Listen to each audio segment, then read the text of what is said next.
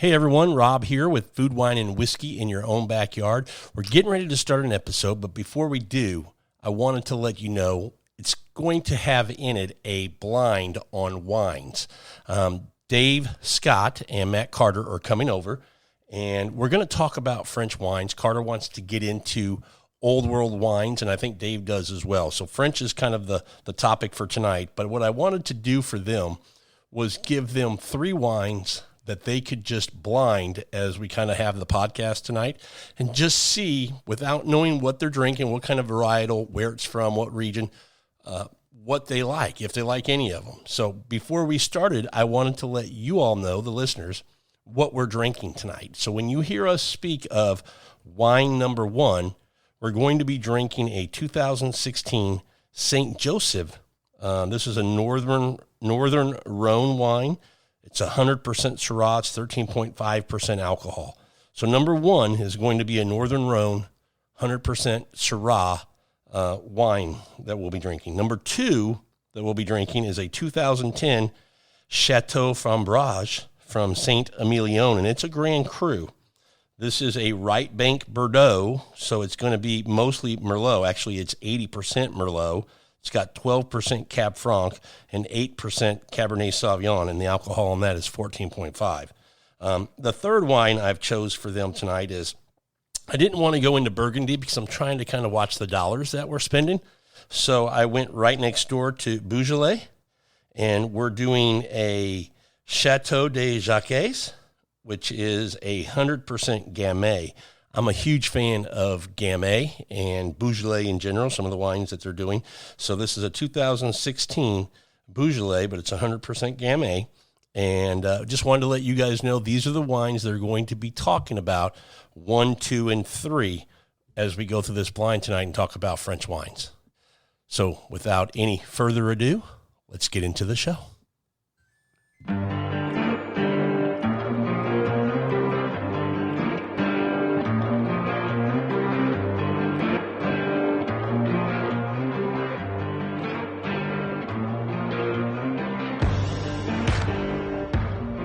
Hey everyone, welcome to another episode of Food, Wine, and Whiskey in Your Own Backyard. I am Rob, and Carter with us tonight.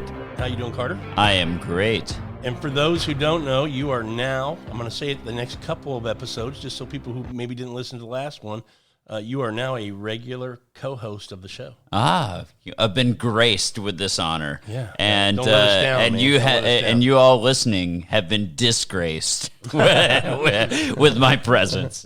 A regular contributor, been on the show a lot. I don't know, maybe one day he'll want to be on the show regular. Dave Scott, how you doing, buddy?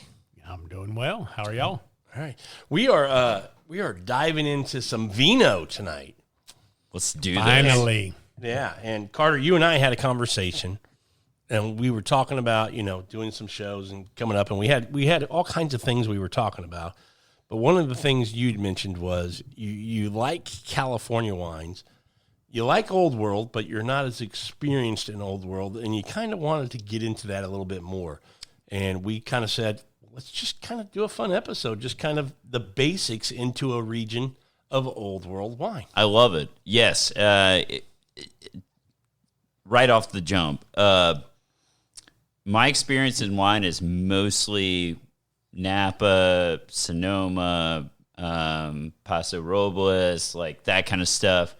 I like Old World wines. When somebody pours me something, I go, man, I love this. You know, like it's some good stuff that people, like you share with me. But I just don't know a lot about it, to be honest. When we talk about and Dave, tell everybody where you're at in wine. I mean, you're a big Napa guy to start, but you drink some Old World. I am. So my background is definitely in Napa. So big, bold cabs, that's my favorite. But I do dabble a little bit here and there with some Italian, some Chiantis, as well as some French wines. But it's I think we were talking a little earlier. It's more of a guessing game for me with the French wines because I'm so familiar with Napa. I know exactly what region I'm looking for, what appellation I'm looking for. Whereas French, it's just it can be confusing. Yeah, it's a guessing game because I haven't had enough of them. Yeah. But So definitely They all have wanna- funny names on the outside. That's you know? right, that I can't read. Well, So- just to start off, one of the big differences between, Old World, whether it's Italian or French, and American wines, Napa Valley wines, is Napa is going to clearly tell you on the front of the label what's Where- in the bottle. Absolutely. I mean, That's right. And by what's in the bottle, I mean what's the predominant. varietal. Yeah, what's the predominant? I mean, a lot of people have this perception when it says Cabernet Sauvignon that it's 100%. It's not always. It's mostly not 100%. Very It's rarely. still blended. What it means in American, I think it's still 75%. It has to be in America, in North America, that as long as you have 75% or more, you can call it that varietal: Cabernet Sauvignon, Merlot, Cab Franc, whatever it And might it be. also, if you are going to call it, estate grown, then it has to be even Certain a plot higher of land. percent. Yeah. Yep. So, yeah, very different. So when you get into Old World, they go more by region. So people go, I love a good Bordeaux. yeah, It's like, and they go, well, that's a kind of wine. It's not really a kind of wine. It's a region Yep. in France. And so when you start getting into Old World wines, we're going to talk specifically about French wines. Understanding the region within France is going to tell you what kind of varietal is in that bottle. Right, because with the Bordeaux, there are 5 major varietals within the Bordeaux region. That's right. So, So let's start with this. What are you, Dave? You kind of mentioned you like big bold cabs. Mm-hmm. What else do you two like to drink on a regular basis? I guess just going back to California, I like Led Zeppelin song, great one. I like Zinfandels. I like Cab, Petite Syrah. You want me to help you? Yeah, I know you like a Syrah. yeah, I know you like a Cab Franc, yeah. Pinot Noir. Pinot Noir Not so much Pinot Noir from but California. From California, no, Okay. Yep. But you like a Malbec. I do. Yeah. And Dave, is that kind of your... Yeah, I would definitely say that I would start with the Cabernet Sauvignon, then move on. I love Petite Syrah and Syrah, big, heavy, stain your teeth purple. Yeah, curd meat kind Right, of... Yeah. right after. Beef jerky. Yep. Right after the first drink. I love a good Pinot Noir, but that's definitely not going to be my first choice. Sure. If I'm looking for something a little lighter, fruitier, then Yeah, Then less tannins. right. Little, Yeah. a little more red fruit than the dark fruits, then I'm going with a Pinot Noir. But that's never going to be my first choice. So when Carter mentioned, let's do something in an Old World, I suggested let's do French wines first because I thought the varietals, obviously terroir and style of winemaking is going to make a difference to what you're actually tasting in the bottle. But I think it's going to be the closest thing you're going to get to what you're used to enjoying from Napa. Okay. I mean, when we get into Italian wines and we start talking about Sangiovese and Nebbiolo, we're totally different grapes. Correct. Than what we're talking about in French, where we're still going to have the Syrah and all the Bordeaux varietals and the Pinot Noir and things like that. So I thought this would be an easier transition. So what I did was for you two gentlemen is there's really 6 different regions that I enjoy in red wines. And we're going to stay just red wines tonight. In France. And so the biggest and probably, Burgundy fans might argue with me here, but I'll say the 2 biggest are Bordeaux and Burgundy. They're the worldwide most well-known. And if you think about Bordeaux, I mean, some of the most expensive wines in the world come out of Bordeaux. You have kind of 2 different areas in Bordeaux, AVAs. You have right bank and left bank. And your right bank is going to be your more Merlot heavy. Okay. With Cab Franc as the second wine or varietal. That's not wine, but varietal that's in that wine. And then some Cab Sauv, and then you might have some Petit Verdot or Malbec or something like that. But Okay. usually it's more Merlot and Cab Franc heavy.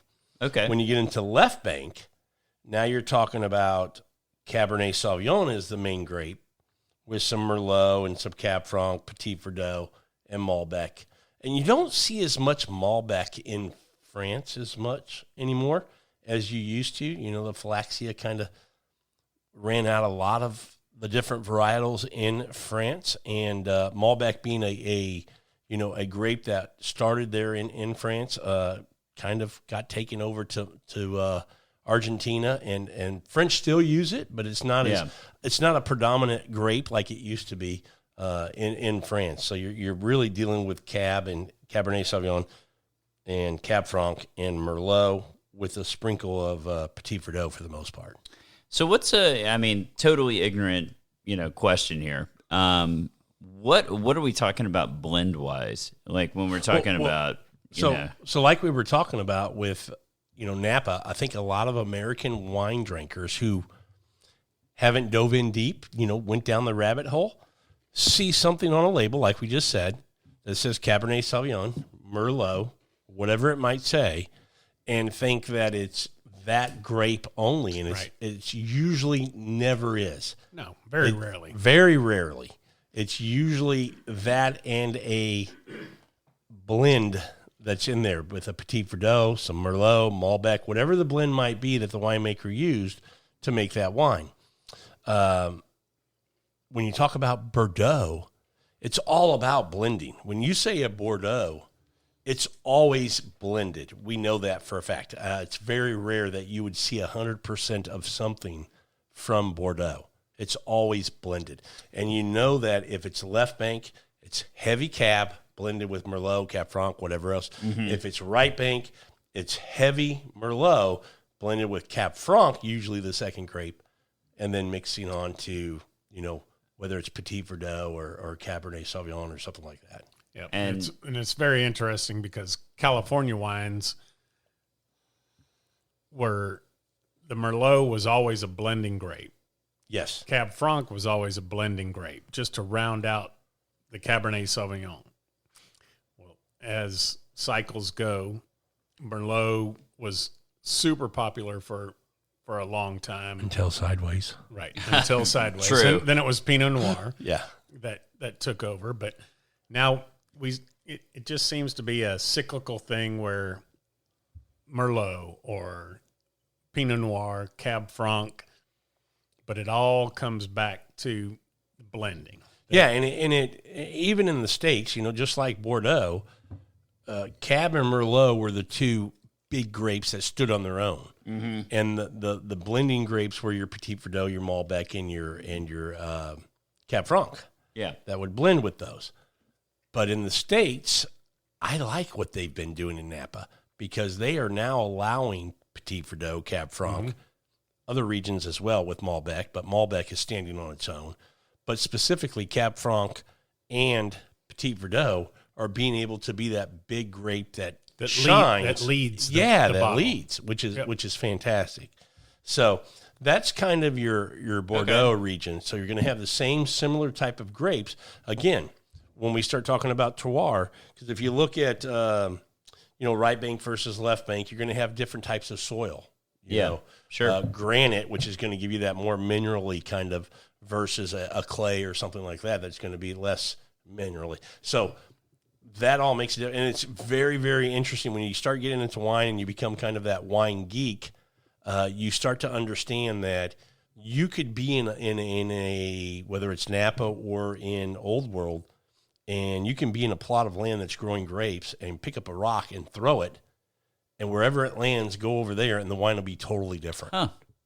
Totally different. Can I ask a stupid question? No stupid questions, but go ahead. Okay. We're talking Cab, we're talking Merlot, depending on. For Bordeaux.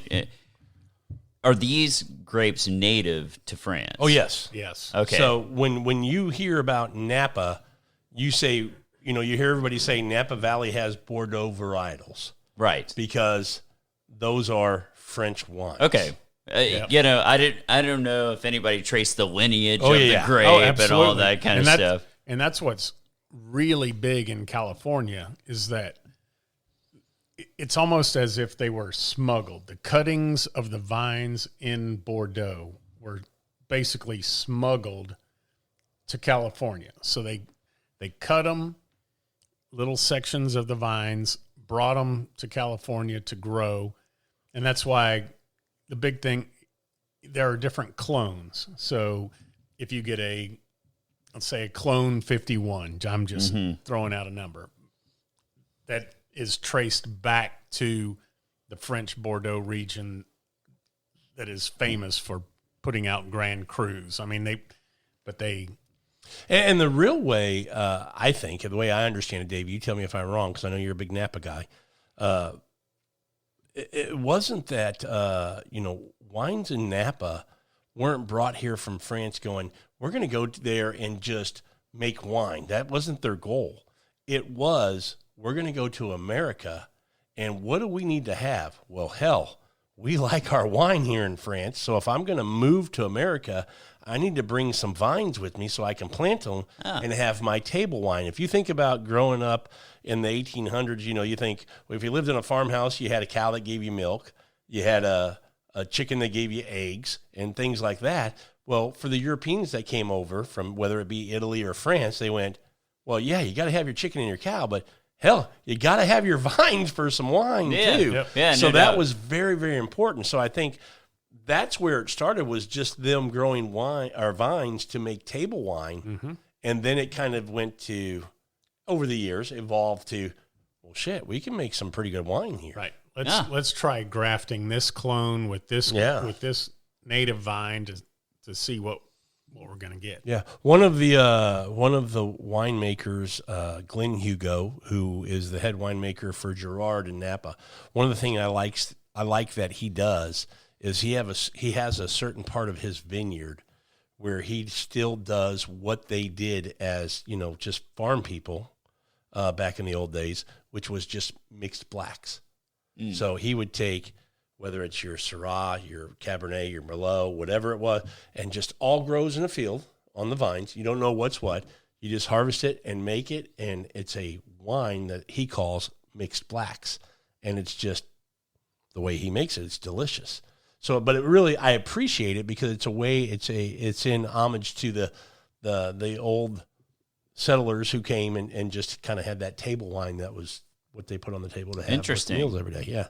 So to digress just a hair, and I apologize for going out on a tangent. No. Do we have Italian varietals that are big in Napa or anything like that? Well, I wouldn't say they're big. I would say the one varietal that's starting to show up more and more in Napa is Sangiovese. Yep.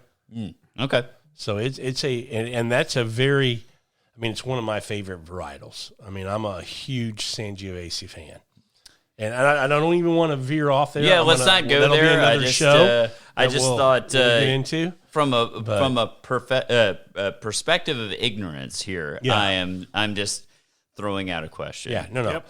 And that's why I kind of focused more on French wines tonight, getting into Old World, was because I knew that you guys are Napa guys, and the varietals would now the style might be different, but the varietals, you know what you like in those varietals from Napa. So let's see what you like from those varietals in France. Perfect. So we got Bordeaux, we've got Burgundy, which is Pinot Noir. And when you think about the United States making Pinot, California does, but Oregon has kind of been earmarked that, Pinot Noir capital. There's some question and there's some agreement that they're on the same longitude, latitude, whatever it is, the same kind of weather profile for coolness and weather and things like that. When I think about Burgundy can be very expensive in France. It gets up there. A region that used to be part of Burgundy, but now is its own AVA, appellation. I call it an AVA, I shouldn't. It's an appellation, is Beaujolais. And Beaujolais is the grape varietal there isn't Pinot Noir, but it's a grape very similar, which is Gamay, which you both have had Pinot Noirs.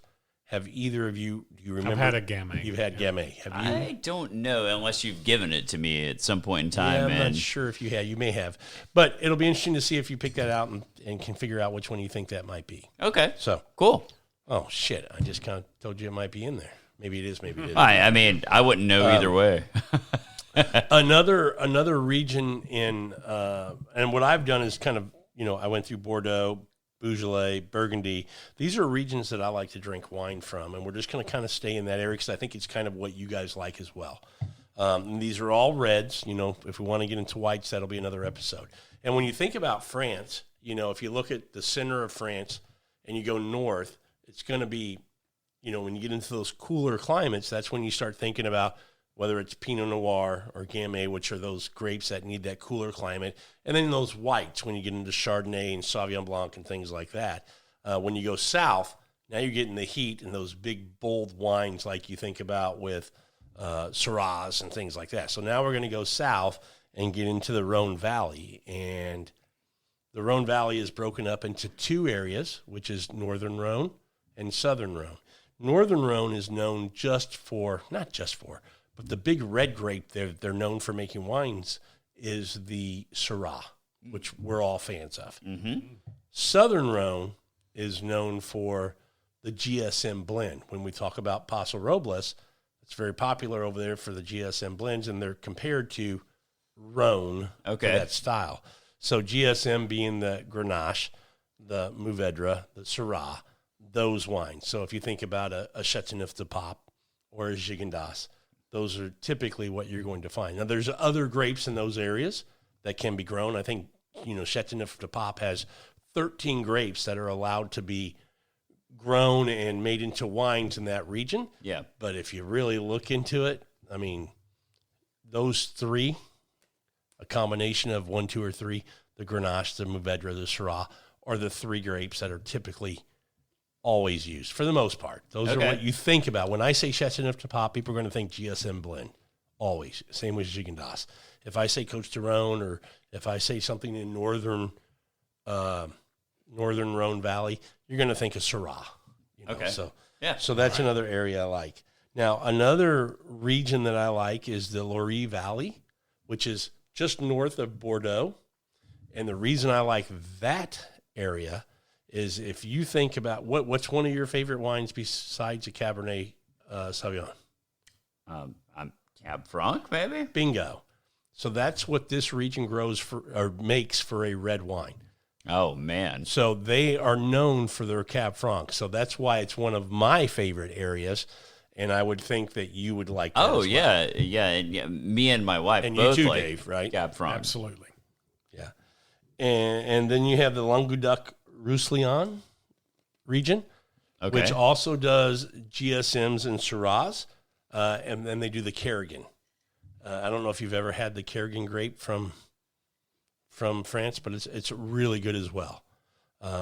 And so that's that same style. But these are the regions that I enjoy drinking red wines from. There is another area in France, kind of the southwest area, and it's really kind of cool because they make really good Malbecs.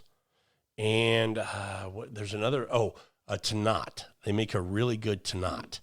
But for some reason, and I don't know why it is, they're not, kind of taken outside of the country. They're kind of sold and kept just in France or maybe in neighboring countries, but we don't get them in the United States. But I know from people who have had them, they're supposedly fantastic Malbecs and fantastic Tannats. All right. But it's not one on my list because you can't go to our local wine shop and get those particular wines.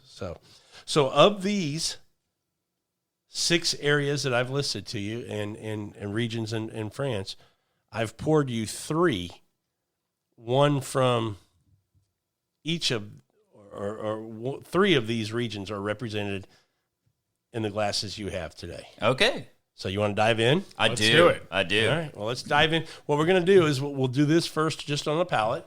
Okay. And then we have some good food that we've cooked to kind of come back. And we always say old world wines, are really good with food. And that's how they're recommended to be drank is with food. So we're going to just kind of do them on the palate. And no nosing notes? Yeah, nosing, palate, drinking and seeing what you think, and then we'll come back and do it with some food. Ooh. Okay. So let's dive into these, and we'll be right back. Okay. We gave you a few seconds off the podcast just to kind of get your thoughts together after going through 3 glasses. So where you guys stand? Let's start with you, Dave. As far as Let me ask you this. Let's just keep it simple and go 1, 2, and 3.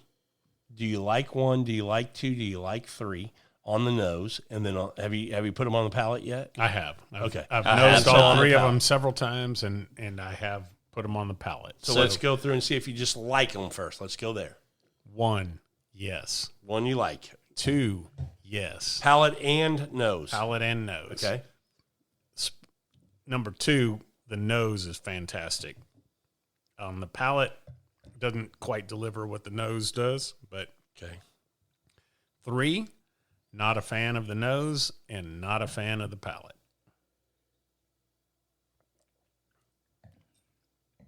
Okay. Carter? Okay. 1 I like a lot. It's got a nice, like, my guess, not that I know anything, but my guess it's a younger wine. But Number real, 1. Yeah, Okay. number 1. And younger, tell me what that means. And what's your definition of younger? I mean, there's a certain... If you had to name a vintage, you would say this might be what? Maybe this is Merlot-ish, maybe, heavy. It's got a nice sweetness to it. I can tell. I love that. Okay, but year, vintage, you say young. What do you think? I'd say it's like 3 years old or younger. So 18, something like that? Yeah, Okay. All something right. like that. It's got like I said, it's got a great sweetness, and I mean, it's highly enjoyable. Not particularly complex, but I really like it. Okay. 2, I'm on the fence on, and this may be just the newer, old world guy in me, but I hate to even say it like this, but I've tried some older world wines before, and the sneaker rubber kind of nose comes out, and some of those, and I'm getting a hint of that. Really? Okay. But that being said, maybe like I said, you guys can laugh me off the podcast, but I do think the finish is very nice on this wine. It's got a nice tartness to it that I really like. 3, I freaking love it. By the way, Okay. it's a lighter wine. I'm kind of getting that impression. Great sweetness. And I know you know this, Dave, but Matt, you can always look at the wine, the color, things like that can give you some indication of what you might be drinking. If you know the area it's coming from, that'll help you kind of decide what it might be. Yeah, and like honestly, yeah, it's got a little bit lighter color, but it's enjoyable. It's just I don't think that I would say like, oh my gosh, this is going to blow me away. But it's extremely enjoyable and extremely drinkable.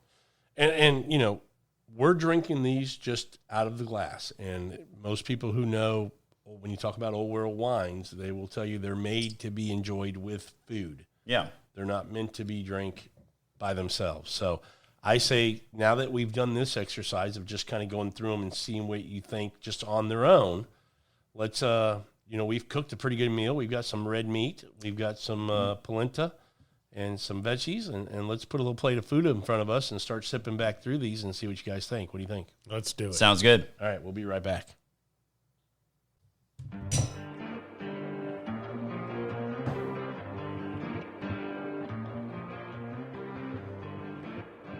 Okay, we are back, and here's what we did.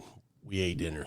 We did. We ate some food. It was horrible. I mean, who cooked that crap? Sorry. No, in all honesty, much praise to the chef. Amazing food. Well, thank you for that. But I think it's always fun to, have wine, try the wine on its own.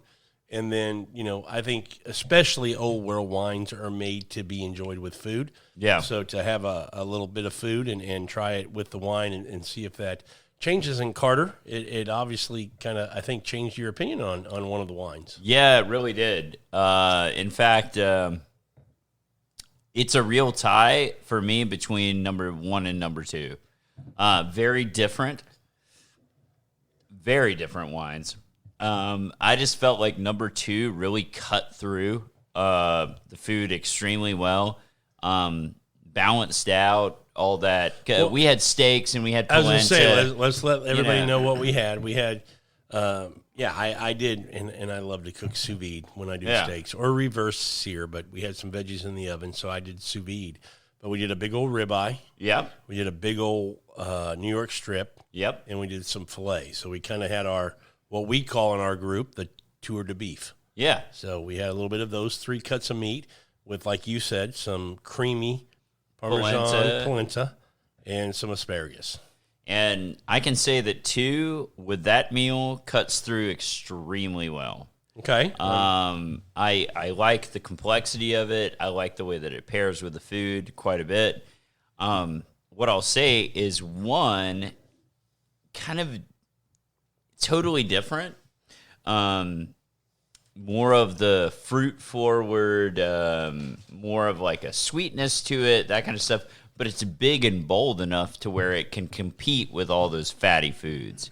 So I definitely, I'm ranking mine. Not that we've gotten there yet, but I like to jump the gun on everything. Sure, go right ahead, jump. Get froggy. It's 1A, 2B. It's like they're close when it comes to food. And then 3 being last. However, I have to make the comment, 3 held up a lot better than I was expecting with that type of meal. So I'm not like, I don't know that I necessarily go to it for the type of food that we had. However, it did better than I thought. Well, let's go through the wines now that you've had them on their own. Mm-hmm. You've had them with some food. What do you think about the wines in general? What do you see from a balance, from a structure kind of standpoint? You guys have had enough wine to kind of give some idea on what you think about these wines. And then maybe if you're willing to kind of give a guess on maybe what kind of varietal you think it is, maybe not the region, but the varietal you think you're drinking, and just kind of overall what you're thinking about these wines. Okay. Yeah, absolutely. So let's start with number 1. What do you both think about number 1? Who wants to start? I'll start. Okay. What do we think about number 1 in what way? You're just looking at it, full-bodied wine. Do you think it's balanced with acid, with alcohol, with tannins? What do you get in this wine? Are you enjoying the wine? Do you think it's too young? Do you think it's past its prime? Okay. Do you think it's drinking well? I think 1 is definitely drinking well. It's a little lighter wine, a little more red fruit than dark fruit. Very little tannins, and which would lead me to think that it's towards the Pinot Noir. On number 1. Varietal, yes, on number 1. Okay. I actually think it's probably going toward more the Merlot type. Pinot Noir, Merlot, Malbec. I would agree. It's. But man, it is really a standout to me. I would agree. Not a lot of tannic notes or anything like that. And that's why I think it's more towards the Merlot, Malbec, the tannins or Pinot Noir, because there's the lack of tannins. Big fruit. But red fruit. It's like your raspberries, not your dark not fruits. Cherry or anything like that. But like it's. But I really like it. I agree. Before we ate, I tasted through or nosed all through all 3 of them, tasted through all 3 of them. 2 is my absolute favorite of the 3 that we're tasting, and it held up that way after food or with food. 1 I thought was outstanding as well with the food. 3 does not fit.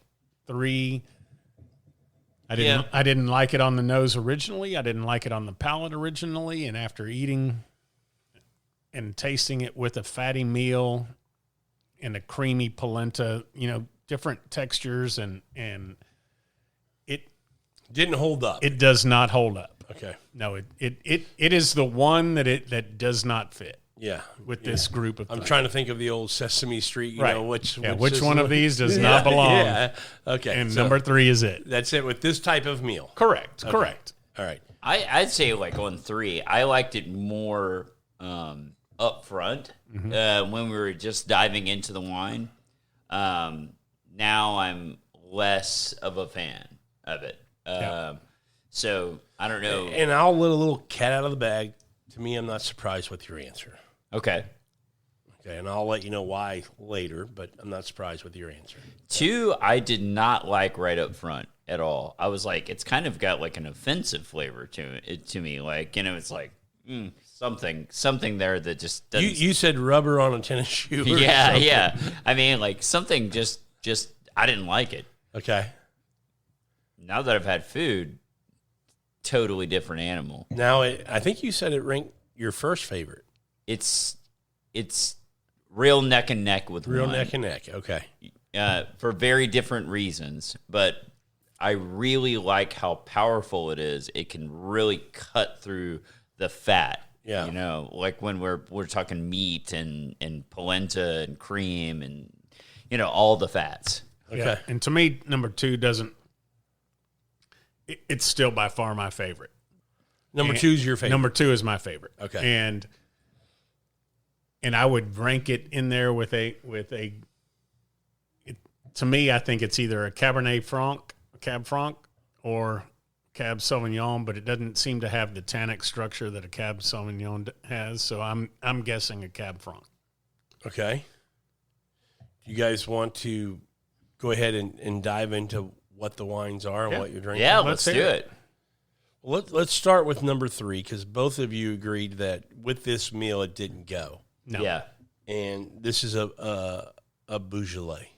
Okay. So this is a really good Beaujolais, but it's the Beaujolais it's 100% Gamay. Yep. Which is like a Pinot Noir. Yep. And when you think about the big, doesn't have a lot of tannins, and when you think about eating red meat, you think tannins to help cut through the fat of that red meat, and this doesn't have it. So you all saying it doesn't go with this meal, you're exactly right. I would agree with you. Yep. It's a wine that I haven't had before. I picked it up today. Okay. But it's a highly rated wine. It's been bought by Louis Jadot in 1996, which is, they make some very low-end village wines, but they make some very good Grand Crus as well. And for Beaujolais, this is a really high-end, not high-end, but it's a very well-thought-of wine. And I thought it was very good for what it is. But it didn't necessarily go with the meal. When you think about these types of wines, you're thinking that spicier kind of food, whether it's Asian food or something like that these would pair very nicely with. This is I actually really enjoyed this. And, not right now, not with the meal that we had. However, like if we were comparing it against most California Pinot Noirs, I would probably go this direction. most. And the reason I went Beaujolais versus a Burgundy is just on price. This is a $35 wine. That's rated very high. When you get into some of the Burgundies and you get into the Premier Cruise and the Grand Cruise, Yep. I mean, you're spending $60 to $100, and yeah. There's another wine out there, the Beaujolais with the Gamay grape, which to me, it holds itself up very well to those grapes without having to spend that kind of money. To me, this wine would go well with the charcuterie board. With certain spicy salami, some peppered cheeses. Yeah. Yep. So, and that's what I figured with that wine. I'd even go venture out and say shellfish or something like that.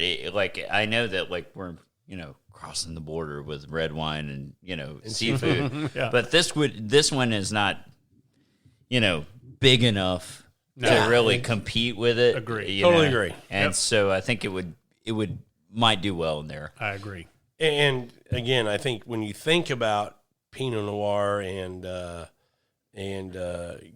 Gamay, but more Pinot Noir, for me, I always think, for whatever reason, Asian food. I love a Pinot Noir with it holds well to that spicy. If you get something with some spice on it, this really balances that out very well. Yeah. It doesn't have the big tannins. It's not big and bold. It's just light and delicate, and it balances out the spice that you might have in an Asian dish. Yeah. And even maybe a Mexican dish or something, whatever might be with spice. I think this just goes very well with spice. Agreed. So wine number one that you guys are drinking. Oh, I like one. You like one. I do. So, and just so you know, the vintage on the Gamay, which is the Chateau des Jacques, is 2016.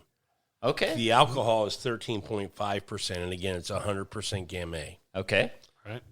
Number one is, again, 2016. Okay. You thought it might have been a little younger, 2018, but it's actually 16 for a Northern Rhone. This is 100% Syrah, 13.5% alcohol, and it's from the appellation of St. Joseph. Well, that explains why I really like it. It's a Syrah. Because Syrah I like a lot. So, 100%. yeah. And again, this bottle's about $39, so it's not like breaks the Oh, bank. yeah. I think this is a buy all the way. Yeah. Right here. Yeah, For $40. I agree. That one is very good. I would not have guessed Syrah. To me, on this one, the tannins aren't as big as you would think. No. On a Syrah that's only a 2016. Nope. The tannins are very subtle. Yeah. Agreed. Yeah. So on the tannins on the Syrah, I would think much more heavy tannins, as well as just way more mouth coating. This one seemed a little lighter than what I would expect from a normal Syrah. I agree with you. And I'll be honest, I've had this bottle in my fridge for a while, and it's my first time having it. And for Syrah, I agree with you 100%, Dave. What I get, I like it. Absolutely. It is outstanding. It seems more finessed and delicate. More delicate. Absolutely. Than what I think about the big, bold Syrahs that we get from Napa Valley. Right. That turn your teeth purple. Oh, yeah. As soon as you take So- the first sip, you can feel it coating your teeth. But I like this. And with the food, to your point, Carter, it paired well. Absolutely. Oh, yeah. Even though I don't get the tannins on my palate, it's not pinching the side of my cheeks. Nope. It's still cut through that fat of the beef and the polenta very well. I get what you're saying is it being like more of a unique animal being a Syrah. However, I get like the essence of it. Like there is that Syrah. Now that I know that it's a Syrah, you kind of pick up, you look more for those things yes. that you're, yeah. But originally smelling it and nosing it, tasting it, I had way more red fruit that would more lean me towards a Zinfandel, or a Pinot, a heavy Pinot. That being said, for $40, that's a Solid. great buy. Yeah, it's solid. You could bring this to any event and it would pair well Stand with a up. lot of different foods. Yeah. And that's one thing I think, American wine drinkers, and we're here in Houston where our podcast is based in America. So most of the people we know are into Napa wines. And I totally understand that when you buy Napa wines, just the cost of real estate in Napa, in California, and just all of the, government bureaucracy, what's the word? Bureaucracy they have to go through paying for whatever permits and this and that. And, I mean, they pay a crap load of money. They got to pass that on. Right. And so that's why their wines are fantastic, but they are expensive.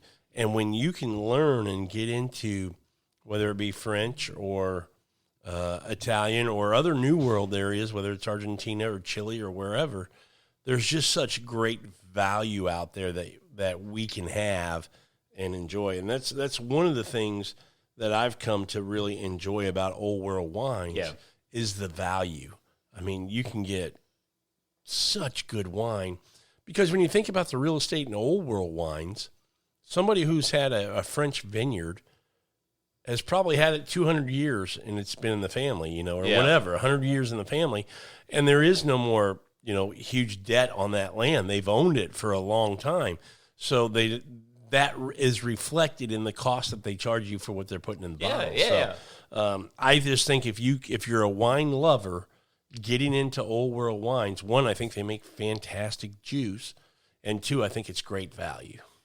Well, yes, I'd agree. Now, what I'll say about this Syrah, I was surprised, very surprised by this one. It confused me in a way. Like I didn't know that would be Syrah. It has this sweetness that I'm not used to. But dang, did it pair well with food. I mean, really well. But I think once you get kind of the what it's that trigger. Mm-hmm. And now you start thinking, what do I think about with Syrah? And you start to smell with the cured meats and the pepper. And it's there. Then you go, shit, now I get it. Yep. Because that was one of the first things I thought of when I nosed through them before we had any food at all.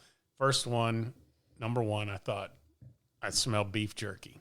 Yeah. And I smell some smoked meat, some cured meat in there. And I get you. Honestly, like I didn't want to say it because I was feeling kind of embarrassed about it, but it had like a smoked Gouda quality to it. Yeah. There is a smoked, it's not smoky, but there is that essence of a smoked meat, like jerky or, a smoked cheese, something. I really love it. Yep. Fantastic. Whereas number two, when I held number two up, to me it was sweet fruit bomb, just bold fruit bomb right from the get-go. Now that I've had food, I'm all over number two. Yeah. I mean, like, it is. That's what she said. That's correct. It is ridiculously good. Yeah. I'm glad that you both say that because, to me, it's the best wine that I've presented to you all tonight. Mm-hmm. This is a Grand Cru. Yep. When I nosed through them the first time, as soon as I got to number two, it was like, okay. Yeah. Yep. This is good wine. Absolutely. This is a 2010. And if you know anything about the vintages of Old World wines, France, 2010 was a great year in France. And this is Saint Emilion, which is right bank, which means it's going to be more Merlot driven, which I'm a fan of Merlot. Some people aren't, sideways, but I am. Blame Paul Giamatti. Yeah. But this is 80% Merlot, 12% Cab Franc, and 8% Cabernet Sauvignon. Okay. And it's 14.5% alcohol. And to me, this is a wine that I've got a few more bottles in the fridge. This is one, Carter, I talked to you about, I think a few weeks ago, that I said you need to try. And that's one of the reasons I opened it tonight with the meat we were having and everything. And I think it's just a fantastic one. Absolutely. It's a hitter, man. It's amazing how much your palate changes and your olfactory system and everything after you've eaten. Because, being completely honest with everybody listening, I haven't eaten anything today. Like, I do intermittent fasting. So I'm like, I came in here like completely starving, Famished. Okay. And so when I drank this wine at first, I was like, something in there I don't like. I don't know. After I've eaten, changed the world on this wine.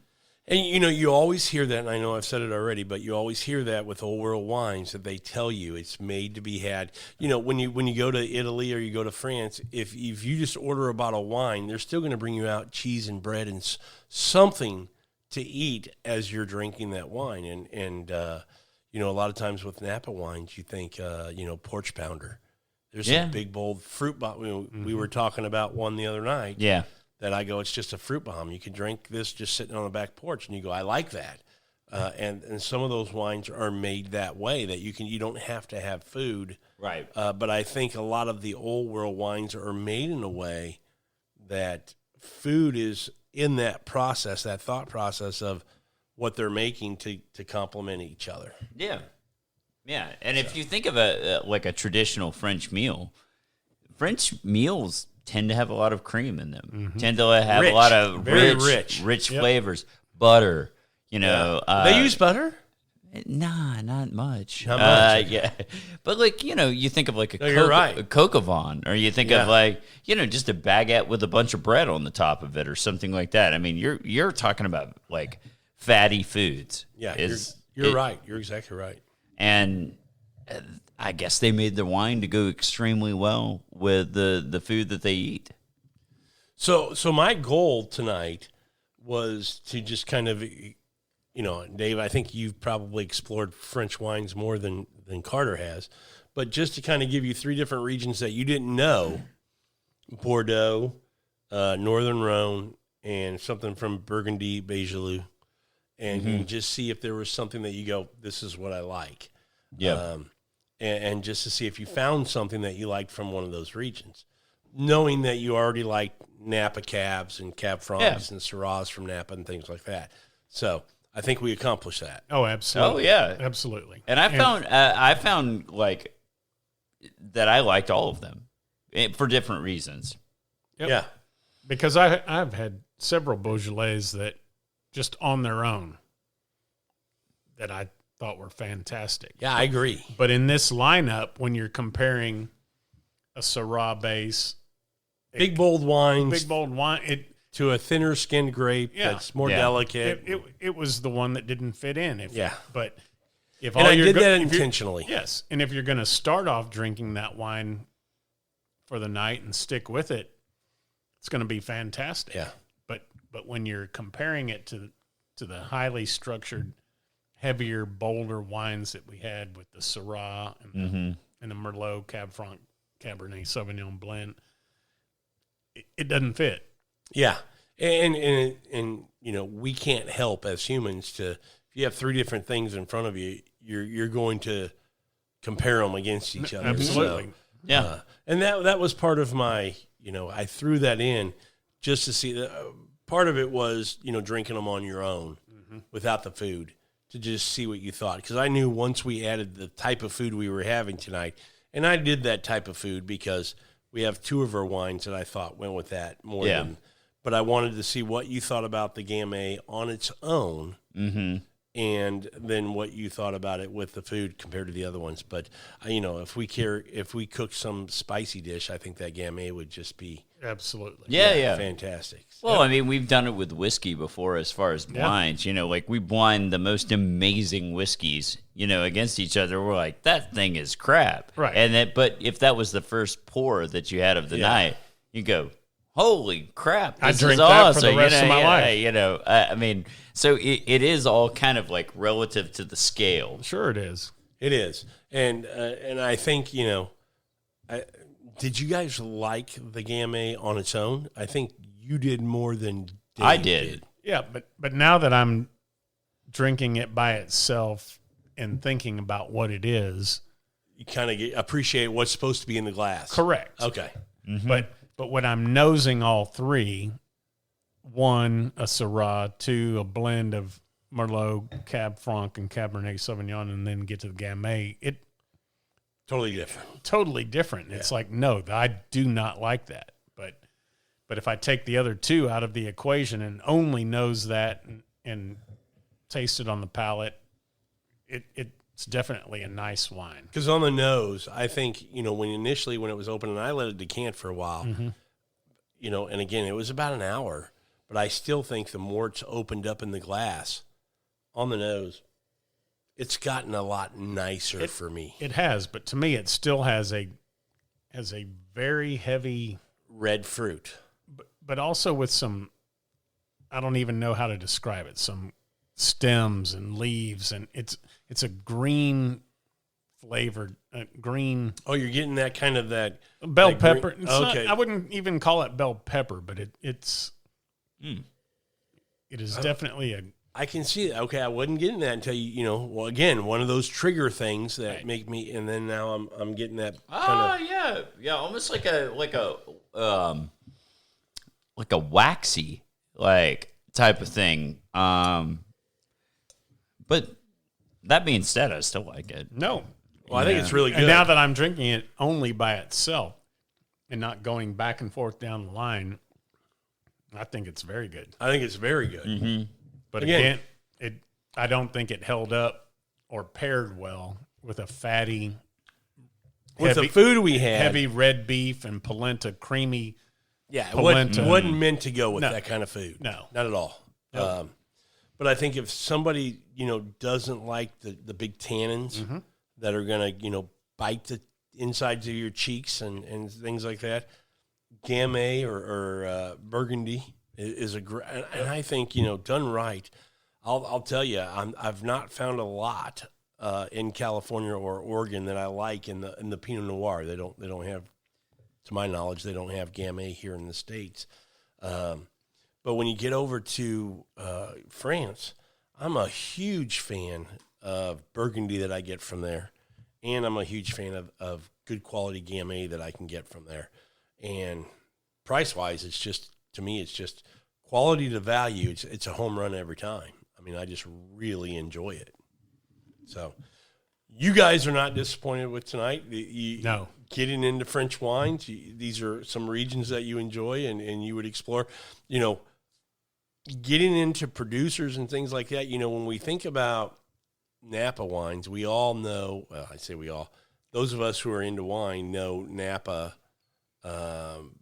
one, by the producer whose name is on the bottle, and two, by the AVA that's represented on the bottle, whether it's Rutherford or Calistoga or Oak Knoll District or whatever it might be. And that helps us kind of go to what the quality is that's going to be in the bottle.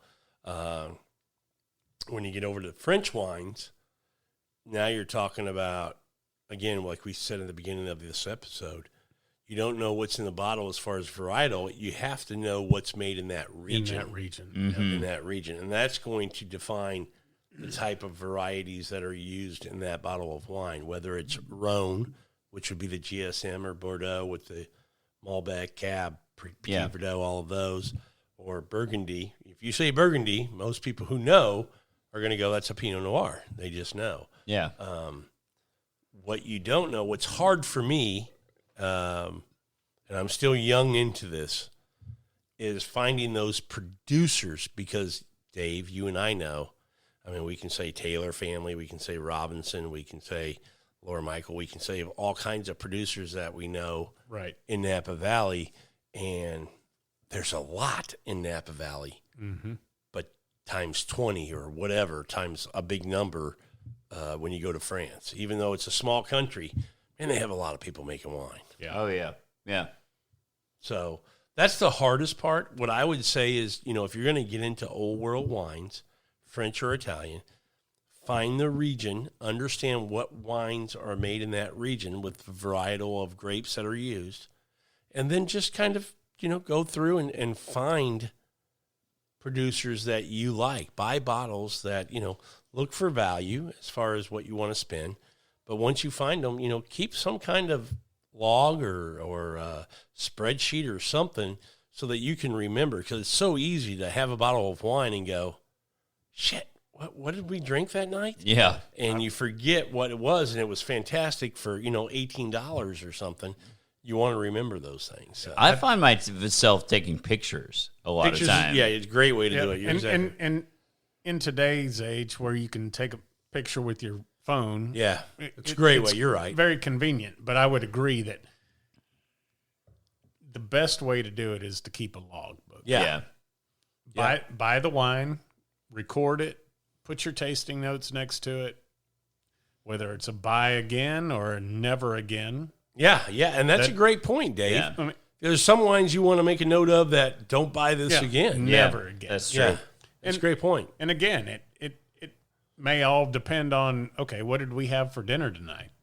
Yeah, That's true. Did we have a really fatty steak with some sweet ass polenta, or did we have fish, or did we have a hamburger that was and that's something that I would like to get more into is pairing foods, because I do think it makes a difference. There's value to understanding what wines, kind of really accent and help the food, and the food really helps the wine. Yep. And I'm not real educated there. I'm really not. I'd like to learn more about that. Yeah. Having said that, I think, doing an episode maybe next time or in the future, maybe not next time, but in the future, where we do something spicy and maybe do some Gamay and some red Burgundy, and then just kind of see what we think there. But then also getting into, Italian wines as well, which I think would be good. Yep. Which I'm totally ignorant to. On Italian wines? Mm-hmm. I will tell you that we're kind of getting off subject. This has been about France, but just kind of a sneak preview for the Italian episode. There are some great Italian wines. Tuscany being a region that's great. Piedmont, when you get up there to the Nebbiolo grape. Yep. But even within Tuscany, having different clones of the Sangiovese. But then also getting into Montepulciano, which some people think is a region, and it is. Yeah. But it's also a grape, that's made. And some people don't go, wow, that's a grape as well? And it is, which there's some really good wine made from. So that's for another episode. Well, yeah, definitely. And I actually just found out about this Sardinian restaurant in town. They have their own wines. Yeah, Sardinian, absolutely. So. And then if you get into Mount Etna with that volcanic ash where they grow some, again, that's another episode for Italian wines. A preview. But, there's just, to me, what I would say to people who want to get into, if you're into wine and you've been into Napa wines or American wines or whatever wine you've been into, if you're in Texas and you've only been drinking Texas wine, we know somebody like that. I would say, widen your blinders, be open-minded a little bit more, because to me, wine is such a great thing. There's so many ways you can go. The rabbit hole is just so deep. Hey, from man, different countries. And like, regions there's a reason they've been making it for, millennia. Yeah. Well, and there is, but I'm just saying that don't get stuck on one thing. I have friends that go, I just want to drink Napa. Okay, but I love Napa wine. But to get into a good, Bordeaux or a good, GSM from Châteauneuf-du-Pape from Rhone Valley, or a Super Tuscan from Tuscany, or just a good Chianti Classico Reserva or Brunello di Montalcino. There's so many great wines out there, and then we haven't even got into Argentina and Chile and Australia and New Zealand. And to me, that's what makes wine fun, is to be able to go explore all these different wines and really kind of understand what the winemaker is trying to do, what he's putting in the bottle that goes into your glass, that eventually goes on your palate. 100% agree. So, thank you so much, Rob, for setting this up. Well, I hope you guys enjoyed it. Hopefully you found that if you haven't been into French wines, that, there's some French wines out there, different regions that you guys would enjoy. And from a value standpoint, I think you just can't go wrong with now there's some, off-the-chart expensive wines. Yeah, sure. They've been making wines for a long time in France, and they're known as the best winemakers in the world for a reason. So yeah, no doubt. Quality to price is really good. But this was excellent. Well, good. I'm glad you guys enjoyed it. Definitely eye-opening, and enjoyed every bit of it. Well, thanks, everybody, for listening to this episode of Food, Wine, and Whiskey in Your Own Backyard. And until our next episode, enjoy your next pour.